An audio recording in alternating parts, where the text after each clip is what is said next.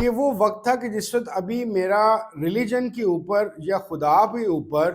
ایمان تقریباً ڈگمگا رہا تھا۔ بات پہ حیران ہونے والے، آپ کن لوگوں میں شمار ہوتے ہیں؟ آپ صاحب قبر کا وہ شیخ جو پردہ کر چکا ہے، جو انتقال کر چکا ہے، اس سے آپ کا رابطہ ہو تو آخر وہ کیسے کمیونیکیٹ کر سکتے ہیں؟ تو ایک تو وہ بحث ہے جو شرک یا شرکیت تعلقات یا رسومات سے منسلک ہے، پورا کا پورا ایک شعبہ ہے جسے کشف القبور کہتے ہیں۔ بسم اللہ الرحمن الرحیم، اللہم صلی علی سیدنا محمد وعلی آلہ سیدنا محمد۔ السلام علیکم ورحمۃ اللہ وبرکاتہ۔ آپ کن لوگوں میں شمار ہوتے ہیں؟ خود مزاروں پہ جانے والے یا اس بات پہ حیران ہونے والے کہ لوگ مزاروں پہ کیوں جاتے ہیں، یا آپ وہ بندے ہیں کہ جن کے خیال کے مطابق مزاروں پہ جانا ہے ہی بہت ہی غلط بات؟ تینوں میں سے جو بھی کیٹیگری ہو، بہرحال ہم اس بات کا انکار نہیں کر سکتے کہ مزارات پوری اسلامی دنیا میں صرف پاکستان نہیں بلکہ عرب ممالک کے اندر ایک ایسی حقیقت ہے کہ جس سے ہم انکار نہیں کر سکتے۔ میرا آج کا موضوع مزارات کے اس حوالے سے ہے کہ کیا مزارات کسی دوسری دنیا یا اس دنیا کا دوسری دنیا سے تعلق کا کوئی راستہ یا کوئی ایسے سنگم پہ موجود ہیں کہ جس کی وجہ سے ہمارا یہاں پہ رہتے ہوئے بذریعہ مزار دنیا سے پار آخرت کے بعد یا غیر مری دنیا کے ساتھ تعلق کا باعث بن سکتی ہیں؟ یہ سوچنا اس لیے ضروری ہے کہ بہت سارے لوگوں کے خیال کے مطابق ان کے شیخ یا پیر جب وصال کر جاتے ہیں یا انتقال کر جاتے ہیں تو اس کے بعد بھی صاحب مزار کا اپنے پاس آنے والوں کے ساتھ رابطہ اس حد تک ہوتا ہے کہ وہ ان کو دیکھ بھی سکتے ہیں، ان کو سن بھی سکتے ہیں، اور بعض لوگوں کا دعویٰ ہوتا ہے کہ وہ ان سے کمیونیکیٹ بھی کر سکتے ہیں۔ میری زندگی میں جب میں تقریباً فرسٹ ایئر میں تھا تو ایسے ایک صاحب، قاری صاحب، جن کا تعلق ڈیرہ اسماعیل خان سے تھا اور میرے ننہال میں آتے تھے، ان کے ذریعے سے پہلی دفعہ میرے پہ یہ انکشاف ہوا کہ ایسا کوئی معاملہ ہے کہ صاحب مزار کے ساتھ لوگوں کی کمیونیکیشن ہوتی ہے، کیونکہ وہ قاری صاحب، خاص طور پہ حجویری صاحب جن کو مشہور داتا صاحب کہا جاتا ہے، ان کے مزار پہ جایا کرتے تھے، اور ان کا کہنا یہ تھا کہ میری ان سے نہ صرف کہ کمیونیکیشن ہوتی ہے بلکہ اس کمیونیکیشن کے علاوہ میں ان سے ڈائریکٹلی روحانی فیض بھی لیتا ہوں، اور بعض دفعہ بعض لوگوں کے سوالات کے جوابات بھی ان سے لے کے دیتا ہوں۔ تب مجھے پتہ چلا کہ یہ ایک پورا کا پورا ایک شعبہ ہے جسے کشف القبور کہتے ہیں۔ تب اتنا میں نہ جان سکا کہ اصل میں یہ معاملہ کیا ہے۔ وقت گزرا تو میرا ایک تعلق کچھ 3-4 ماہ کے لیے نقش بندیہ ویسیہ کے ساتھ ملا، جہاں پہ مولانا اللہ یار خان ان کے مرشد تھے، اور ان لوگوں کا بھی یہی کہنا تھا کہ وہ لوگ جو پاس انفاس کا ذکر کرتے تھے، وہ کسی بھی قبر پہ جا کے پاس انفاس کا ذکر کر کے اگر صاحب قبر کوئی خاص روحانی استطاعت والی شخصیت ہے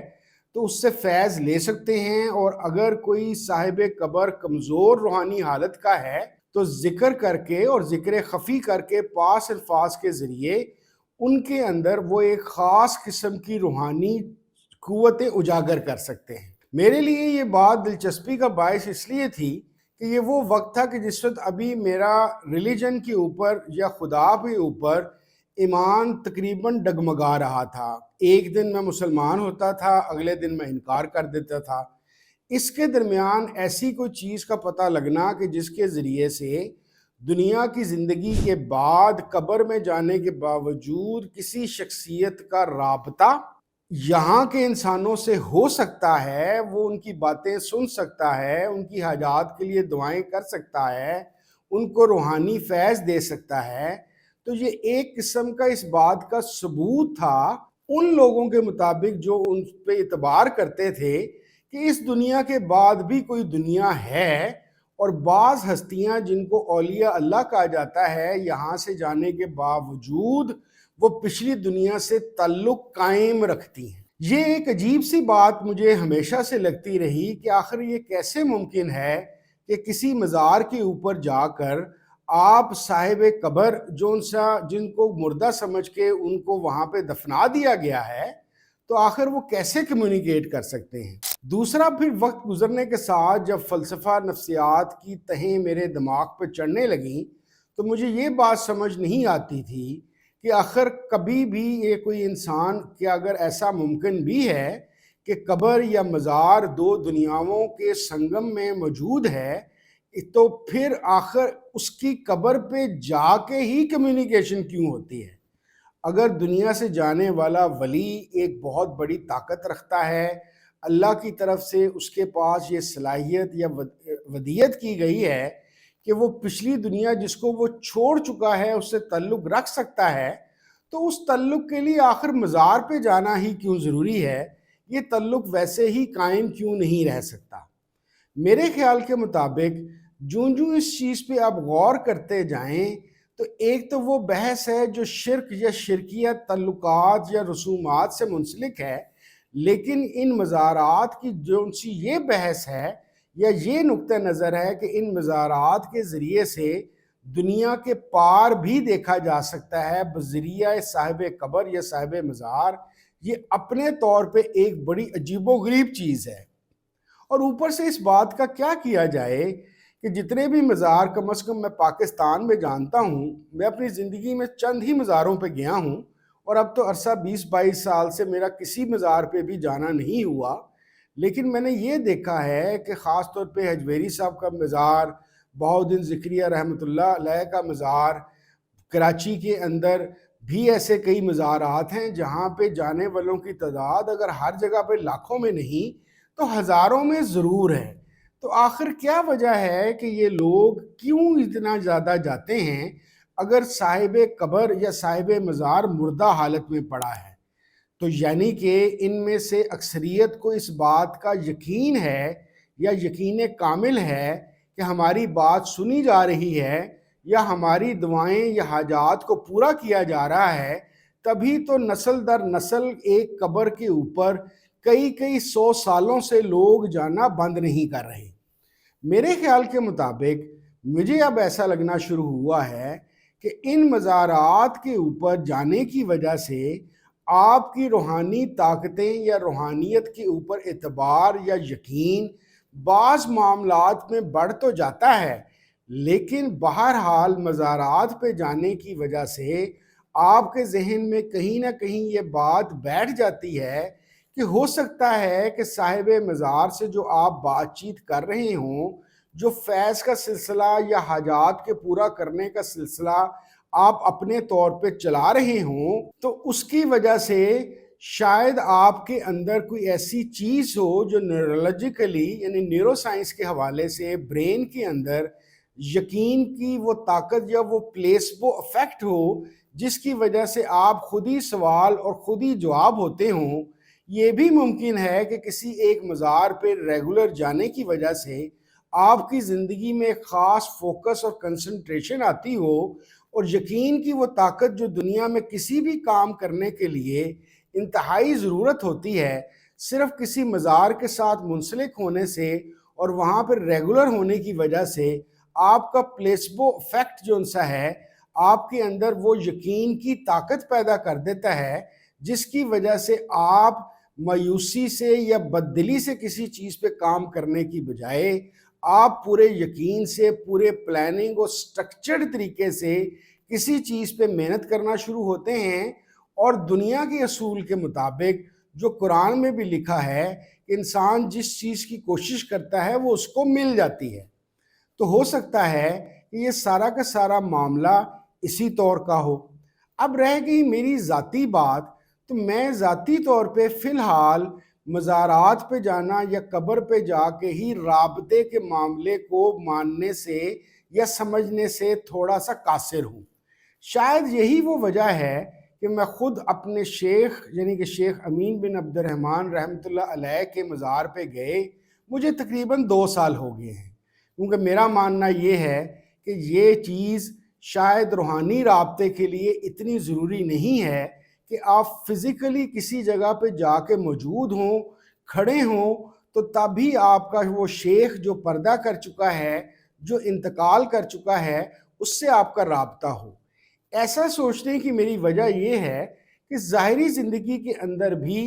بہت سارے شیخ ایسے ہیں جن کی زیادہ تر تعداد کے جو مرید ہیں، جب تک وہ صاحب کے پاس یعنی کہ اپنے شیخ یا پیر کے پاس فزیکلی ملاقات کے لیے نہ جائیں، تب تک ان کو لگتا ہے کہ ان کا شیخ کے ساتھ رابطہ نہیں ہے، جبکہ طریقت اور تصوف کے اندر فزیکیلٹی یا زمان و مکان کی کوئی حیثیت موجود ہی نہیں ہے۔ یہ ضروری نہیں ہے کہ آپ کسی سے فزیکیلٹی ملیں اور اس کے بعد ہی آپ کو سارا کچھ ملے۔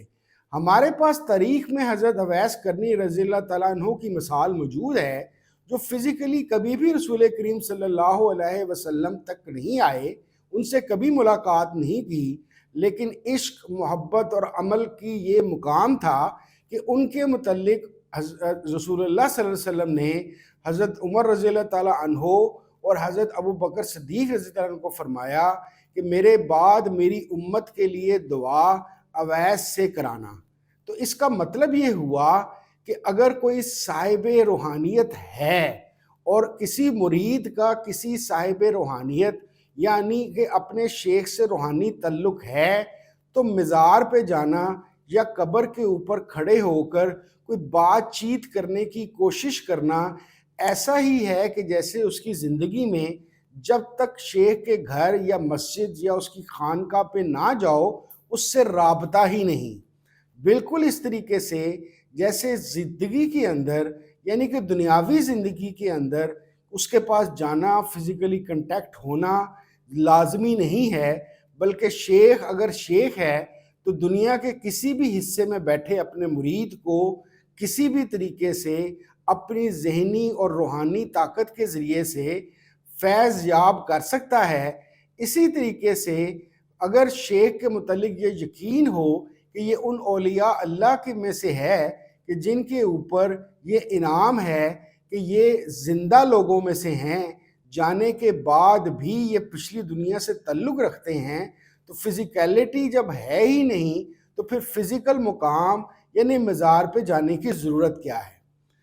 اس چیز کو ہم اب کوانٹم فزکس کے حوالے سے بھی دیکھنا شروع ہو گئے ہیں کہ کیسے کانشس کی جو ورلڈ ہے یعنی کہ جو شعور ہے وہ